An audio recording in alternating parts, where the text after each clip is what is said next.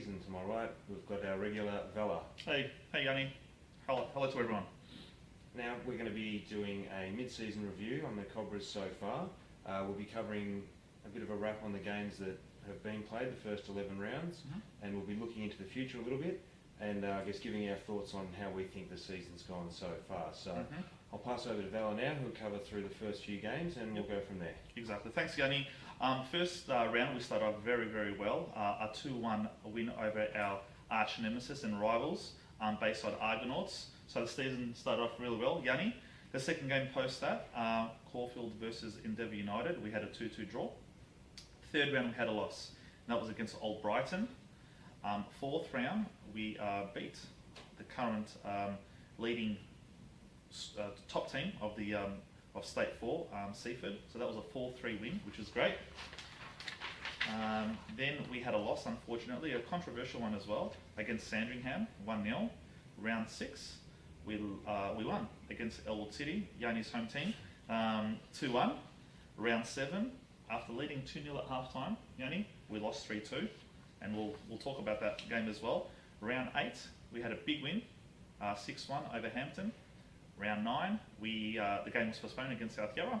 Round 10, we had a 3-0 win away to Sky, which is great. And unfortunately, last week we had a 3-1 loss to Middle Park. So we're currently sitting 7th.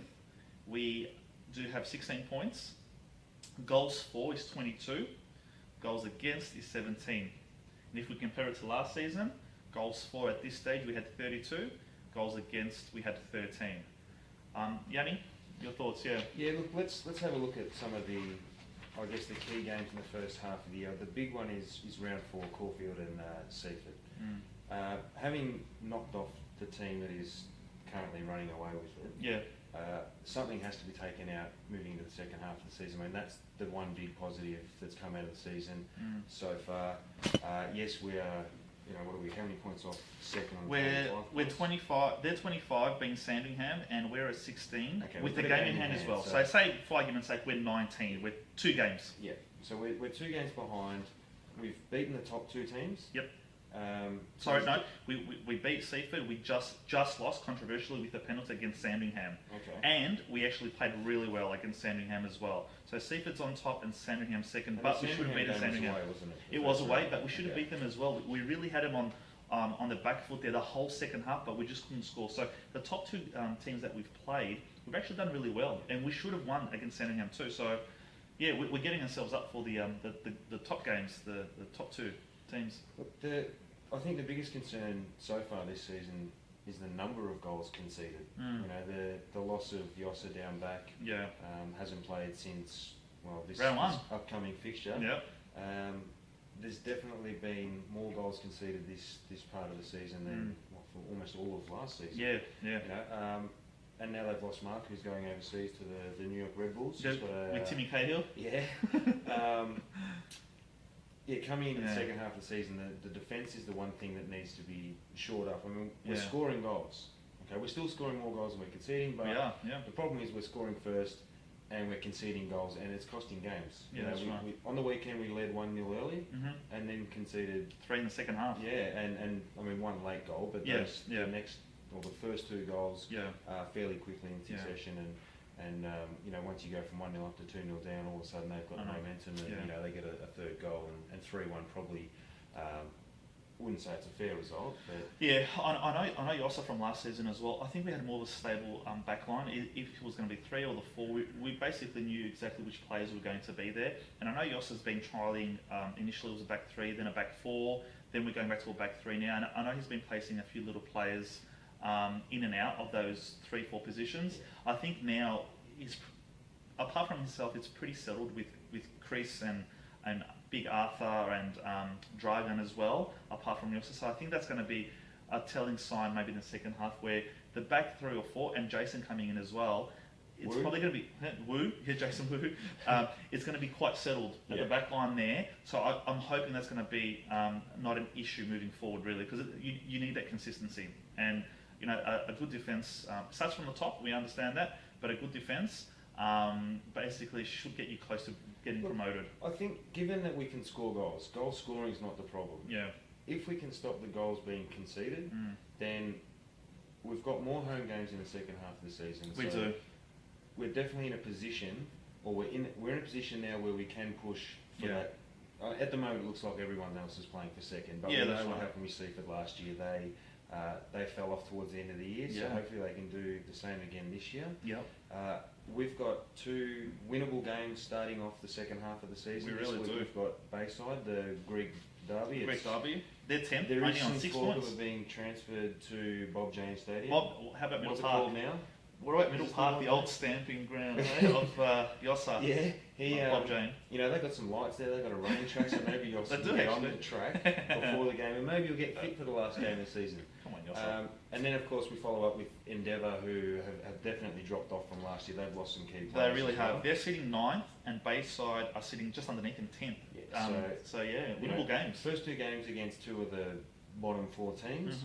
Win both of them, coming into Seaford with a bit of momentum. That's right. And look, Seaford, you know, maybe they are going to be a little bit confident and think that, you know, they're going to win this game. And if, I think, if we get a draw out of the Seaford game and wins out of the first 2, then 7 out of 9 points to start the second half of the season, certainly going to put us up in the mix in that top, you know, 3 or 4. I totally agree.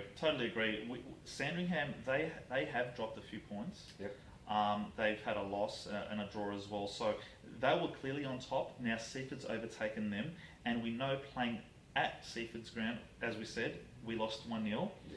And we really should have beat them as well at that time. There were a few new players coming through at that time. I think now moving into the second half of the season, the team looks a little bit more settled. There were coming into the first maybe 6 or 7 rounds, there were players coming into the squad. We're now really, for the last, 4-6 weeks, it's basically been the same players. Yeah. So I think Yossa now really has got a good squad to work with. Things happen, and we understand during the season, but I think he now has probably recognised which 3 or 4 or 5 players can basically play in the back line, or can basically play in the midfield, and who can score the goals for him as well. So unless Special K, I know you're overseas. Well, this is our chance. Special K is gone. Who are we going to get to dip into the Greek Hellenic Bank of Beirut? I don't know.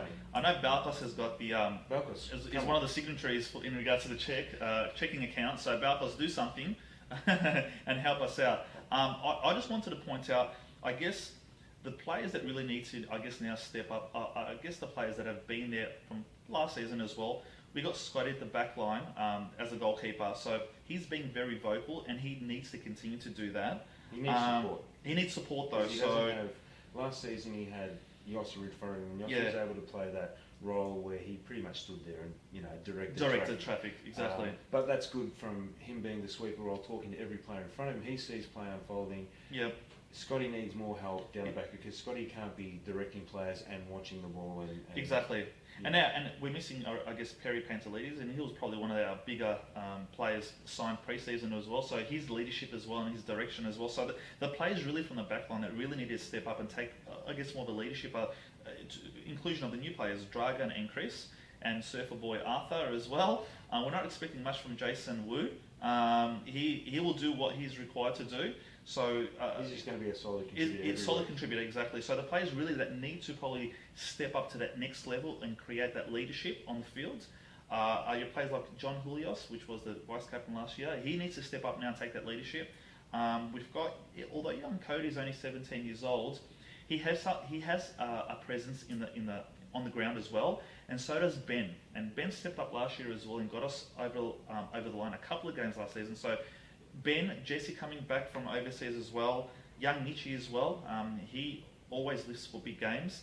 And up front, Danny, he's been there and he's done that, and he's a good senior player as well, and he's been scoring as well. So they're the the players that need to really step up now. Those young players that we've got now, they can be the catalyst for the rest of the season going forward. I mean, the older players have played enough and they're experienced enough that they know.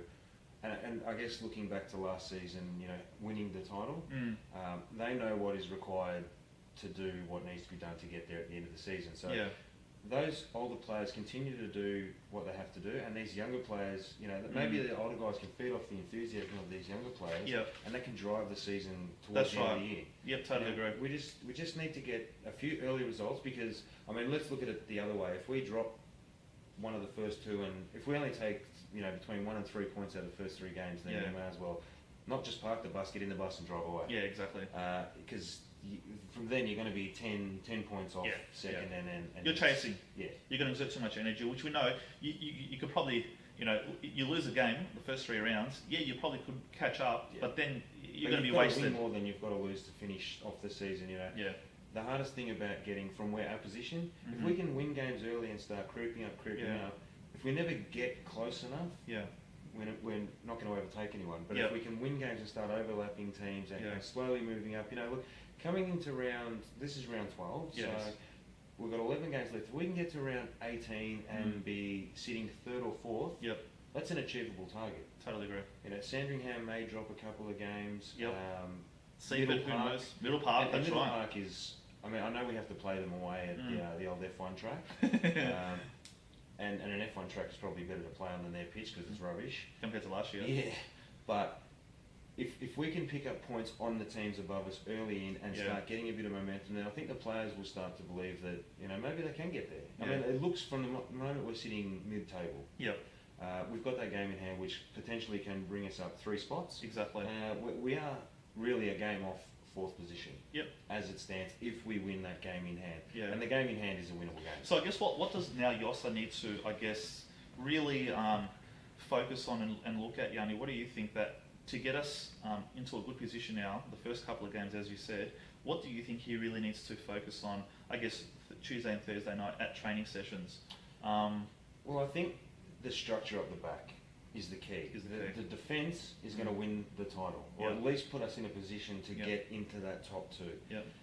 Do you agree? I was going to say, just to jump in, do you agree though, with defence, it really starts from the top? So, like your Danny, Nitch, Arthur, then following on to the midfielders, they all need to contribute, they all need to communicate, which will therefore release the defenders to really just concentrate on the basics of stopping your man, assisting and helping, and that's basically, and then the creative type stuff can be left to the midfielders, but it really does start from the top 2 or 3 being the strikers, then following on to the midfielders, then it hits the defence. So I agree with your defence, but do you think there's got to be some sort of emphasis placed on the players in front of the defenders as well to play their role too? Look, I think the midfielders are more important to the defenders than the attackers. If the midfielders can take, you know, a lot of the pressure off the defenders, it allows the defenders to be in the position and read the play much better instead of being under threat as soon as the ball comes in there and they've got to make you know, quick decisions. If the defenders can put the pressure on, if the midfielders can put the pressure on the opposition defenders coming forward and holding up the midfielders, then it allows the defenders to set up early.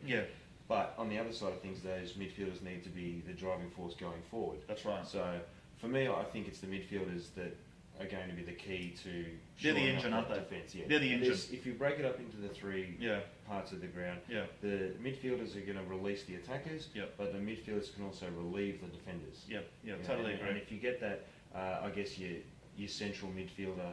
I know you don't want them dropping too far back, but if they can almost play that fourth defender, it's gonna make the defender's job a hell of a lot easier. So moving into the first game then, into the second part of the season against Bayside. What do you think? Who's going to win? Are we going to win? I think it's going to be a 3-1 win this week, and I'm desperately hoping that Dainty has risen from whatever rock he was hiding under round 1. He obviously didn't like the curry that we served up last season. So if Dainty's out there, we'll get him. He'll get a card. There's no question. He'll be probably sent off in the second half, but he'll have a card early because he doesn't like copying it from the supporters. Sideline abuse. I urge all supporters, if you see Dainty, and I know the numbers are going to be up tomorrow. There's a few boys coming down. They are. If you see Dainty, just get stuck into him from the get-go because he'll mouth off and he'll get a card early.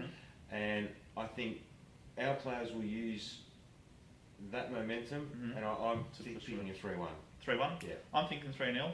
I'm thinking we're going to start off really well. I know Yossa's been training the guys really hard this week again, as he always does. But I guess with a few players either weren't playing last season last week. They're putting pressure on the players that actually played last week, which they lost. So there's been a lot of really down to earth talks this week. So I'm thinking a 3-0 win against. Is there any truth to the rumour that, given the first half of the season wasn't as successful as wanted, that you also took the boys down to Kittens on Thursday night? He's got a membership. I believe they're one of our silent sponsors. Yep. So we want a membership too. Thanks to Kittens. Thanks. Okay, so we'll cover rounds 13, 14 or 15 altogether. So 13's against Endeavour, who last year were definitely a better side than they are this year. Definitely. It is an away game, but it's not a bad ground down there. It's definitely a good ground for viewing. Yes, definitely. Big ground, isn't it? Yeah, and very big. It is a big ground. Yeah. And look, if we look back to last season, that's the ground where we won the title. We did. We sewed it up at Endeavour, so it's a good ground for us. Yep. And I'd be expecting that we'll take the momentum from this week into Endeavour, and we'll be having those 2 wins on the trot. I'm not going to predict the score yet, but I definitely think that that's going to be a win, and we're going to be having 2 from 2 starting off the second half, moving into Seaford, which round 3. But if you look as well, so we've got Bayside, which they're sitting 10th on 6 points. Then we've got the Endeavour game, which they're sitting currently on 9th with 13 points. Then the following round, we've got Old Brighton, which they're sitting currently 17 points just above us. Yeah. So really, say game in hand we won, we're on top of Brighton. Really, we're playing teams that are really below us. And these two of these 3 are home games as well. Exactly. And I think the Old Brighton Bayside should definitely be wins. Yes. Endeavour, given where they are in the ladder, we should be expecting to win. That's right. Not expecting to win, because if you go out expecting to win, you're probably going to lose. Exactly. But we should be looking to win that That's game. Right. And look, if we come out with a draw, that's not going to be the worst result. Yeah. I mean, a win would be preferable, but that gives us between 7 and 9 points coming into the Seaford game, which is going to be the big game. This is the big game of the season. Yeah. You've got Seaford and then Sandringham back to back. That's right. Which is the current top 2. Exactly.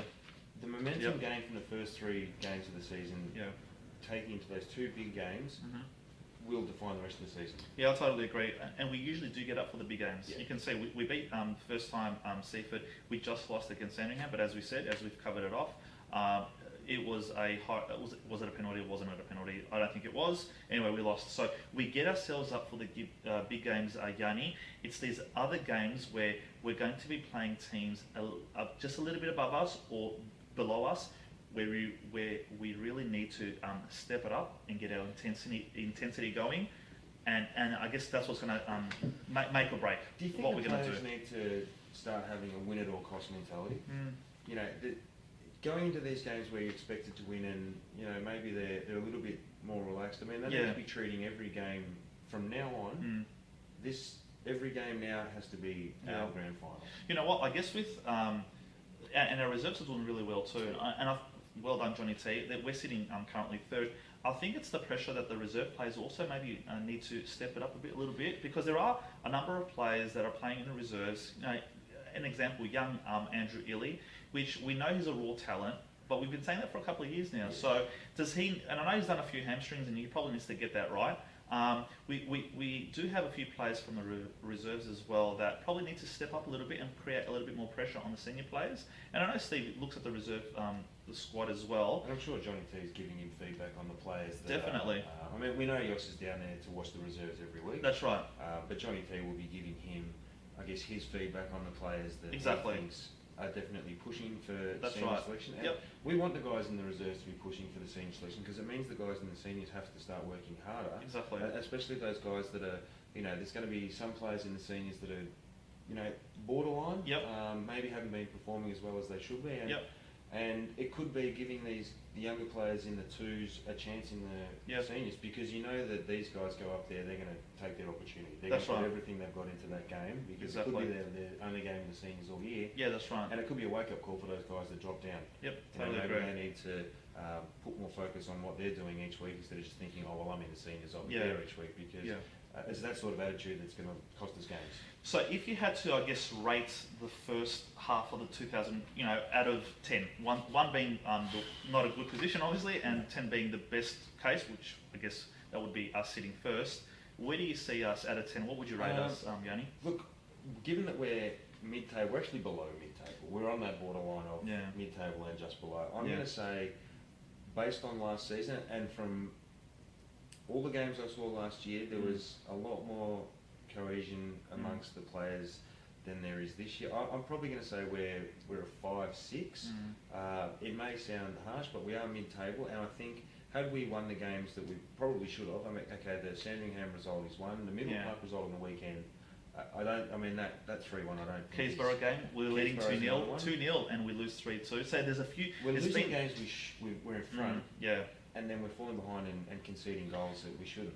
There was one thing, and I can only go by last season, but there was one thing I know that Yossa always drilled in our head, that if we get in front, we stay in front. That's right. And I think there's a few, specifically talking about even Middle Park last week, we were in front, but mentally, we weren't switched on. No. And these are the things that, from sitting on the outside now as a supporter, these are the things that you say, hey, we're in front, we're doing well, why are we switching off? Is that communication? Is that intensity? Is that concentration? It could be a combination of all these things. 3 goals after leading. Yeah. You know, that's one of the biggest disappointments of the season so far was last week. You know, it was a massive game. It was a 6-point game. You look at Middle Park and now sitting third.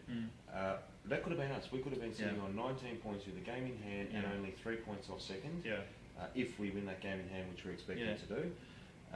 So as you can see, we're on the outside, and obviously we have high expectations. Cobras TV has high expectations of our seniors, and we demand results. So I guess we're being a little bit disappointed here because you know what, we expect with the quality of players that we had, we do expect, and there's been a few instances where saying that our concentration levels weren't there. So I think personally, from the outside looking in, I think, and not because Steve was the coach last year, but I actually think Steve's coached the team really well with the players that were at the start of the season, the players that he has sought and he's introduced and brought in to strengthen the squad. And hence that's why I say the first maybe 6 weeks, we had players coming in and out.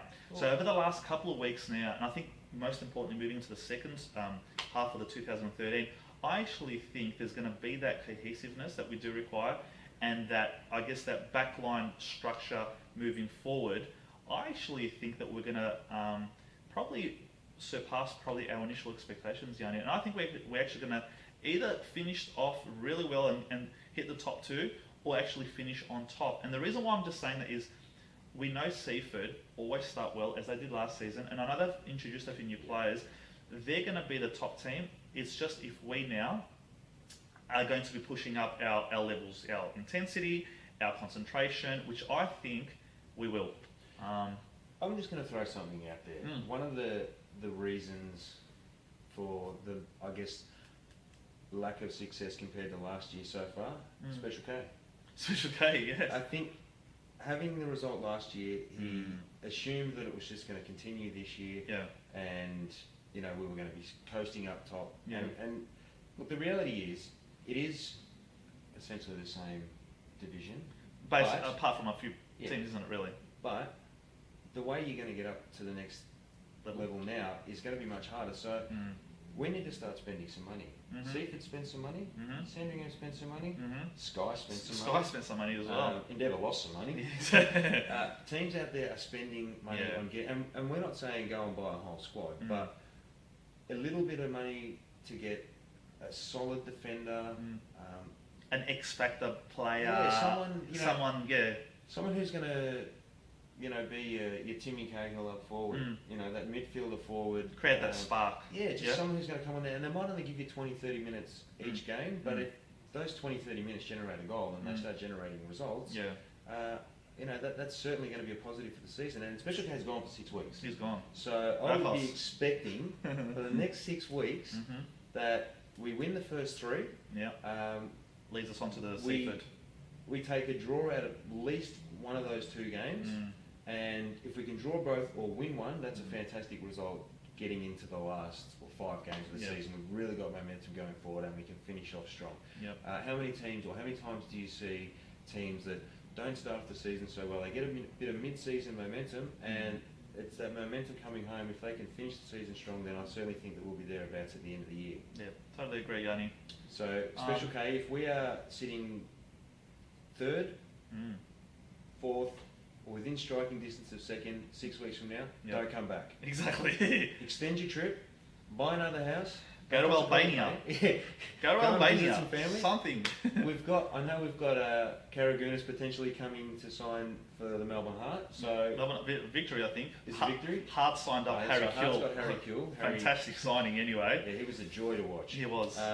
So if Carragunas ends up at Victory, we'll keep that one. Yeah. You know, we've got one in Melbourne, and there's probably Exactly. 62 others somewhere around that way. But yeah, if the success comes in the first 6 weeks, extend the trip, and we'll call you when the presentation's due at the end of the Sign season. Yossa to a 5-year deal, because I know Yossa loves driving from the other side of town to down to Victory. He does love that he drive does. down the beach. Yep, he the does. Westgate Bridge, that's a momentous occasion every week. He loves it.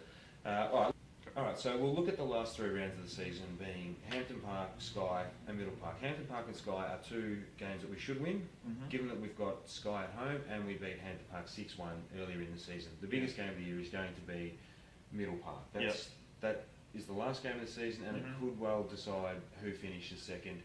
And that's assuming that we, get our act together and start strong the second half of the year and put ourselves in a position to get into second. Middle Park is your typical English squad, really, isn't it? They're big, they're strong, they like it aggressive.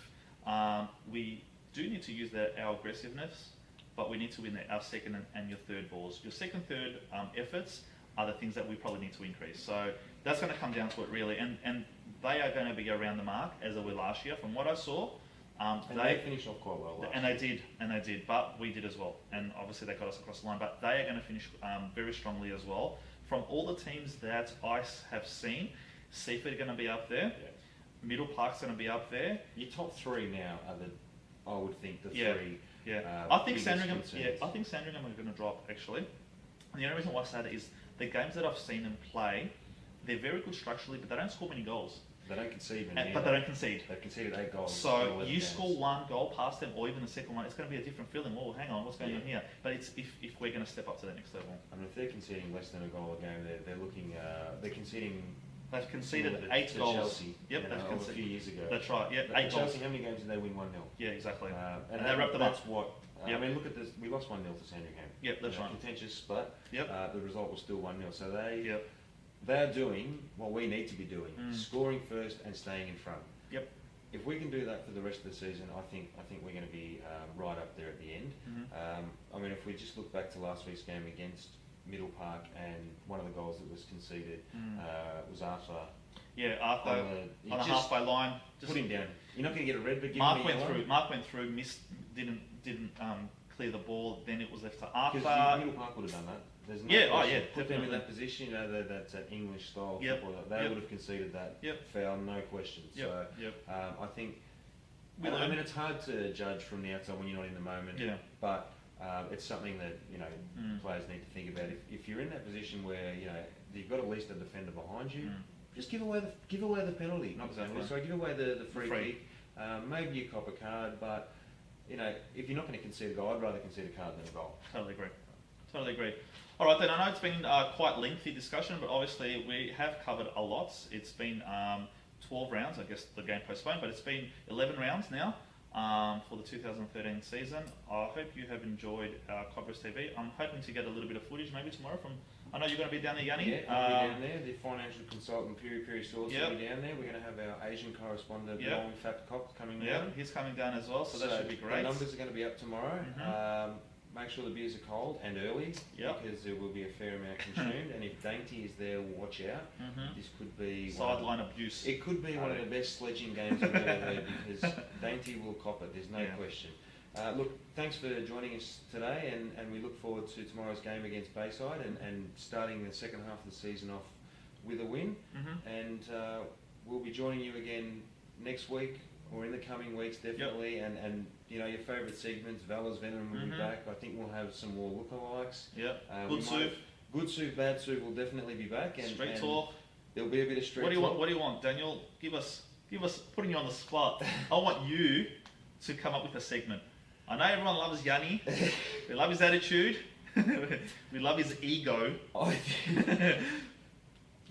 Yanni's gonna. Yep, we need a segment. A segment. Okay, I'm going to put myself in the spotlight. Well, Now, I'm going to come up with a segment. I'm not going to tell you what it's called, but it's not going to be your hard-hitting Vala's Venom. It's not going to be your light entertainment, good sue, bad sue. Mm-hmm. It's going to be a combination of both. And it may just be done on the street. So maybe you'll have a little bit of street talk with Vala's Venom, good sue, bad sue, all rolled into one. Nice. And that'll be coming in our next episode. Yes. Next In our episode. next All right. episode. Stay tuned.